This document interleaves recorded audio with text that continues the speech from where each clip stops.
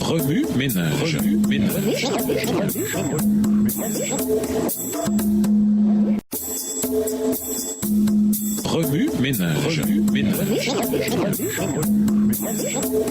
Bienvenue dans votre émission Remue ménage. Êtes-vous prêts? Lisons la promesse dans Daniel 2, versets 35, 44 et 45. Alors le fer, l'argile, les reins, l'argent et l'or furent brisés ensemble et devinrent comme la balle qui s'échappe du nerf en été. Le vent les emporta et nulle trace n'en fut retrouvée. Mais la pierre qui avait frappé la statue devint une grande montagne et remplit toute la terre. Dans le temps de ces rois, le Dieu des cieux suscitera un royaume qui ne sera jamais détruit et qui ne passera point sous la domination de notre peuple. Il brisera et anéantira tous ces royaumes-là et lui-même subsistera éternellement. C'est ce qu'indique la pierre que tu as vue se détacher de la montagne sans le secours d'aucune main et qui a brisé le fer, les reins, l'argile, l'argent et l'or. Le grand Dieu a fait connaître au roi ce qui doit arriver après cela.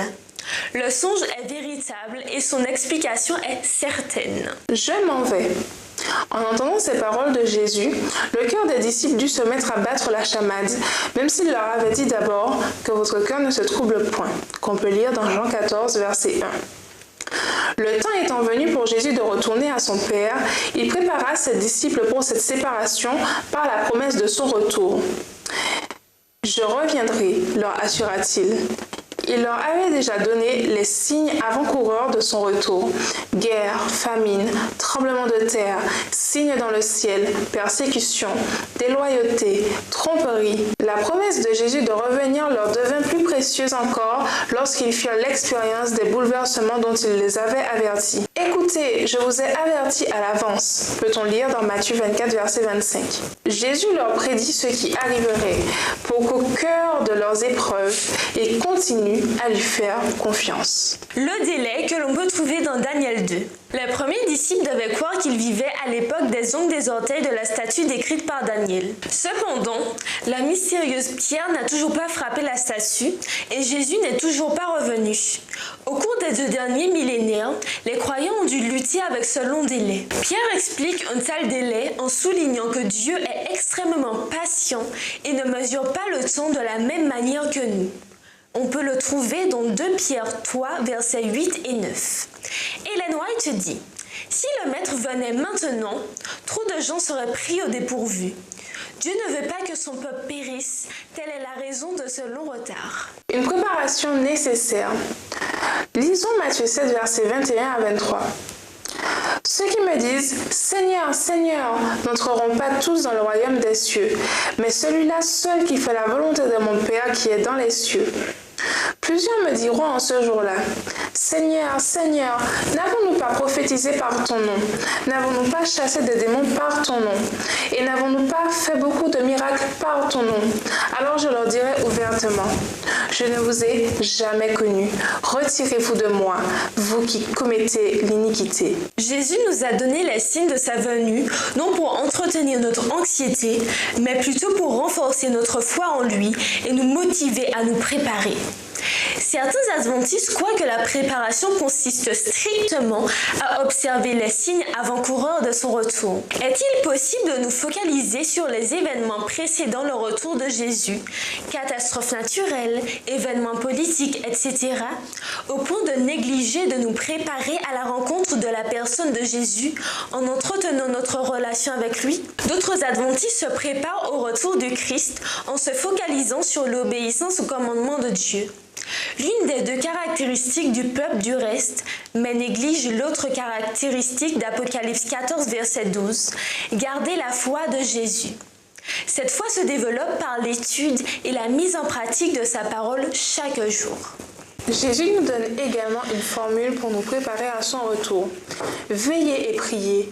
Eh bien, veillons-nous, Dans l'histoire de l'humanité, jamais les êtres humains n'ont eu autant d'options pour se distraire, autant d'activités qui exigent leur temps et leur attention.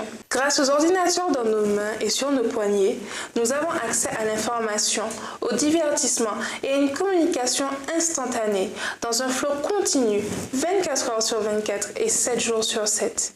Il est temps d'évaluer l'impact de ces choses sur notre préparation à rencontrer notre Seigneur.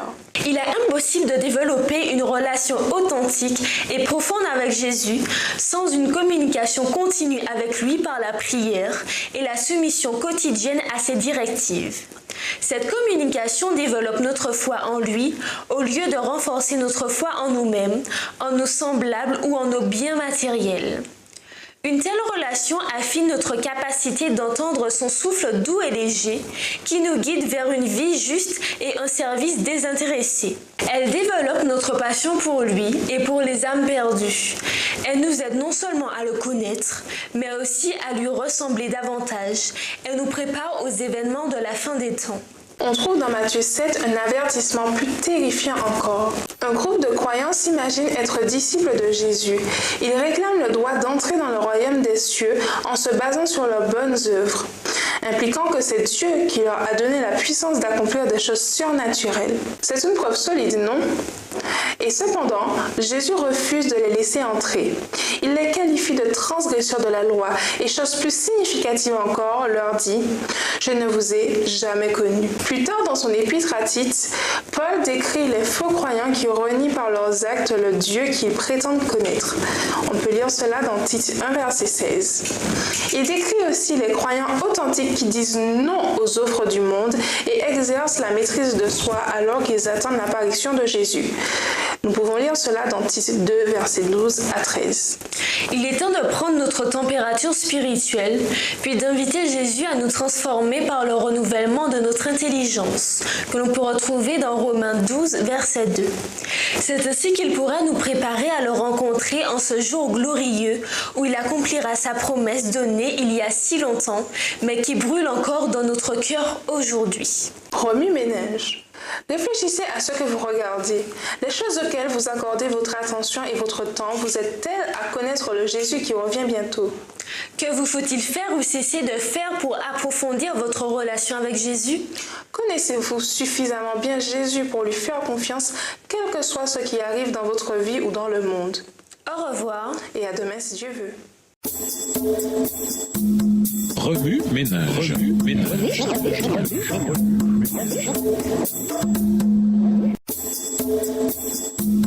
Remue-ménage.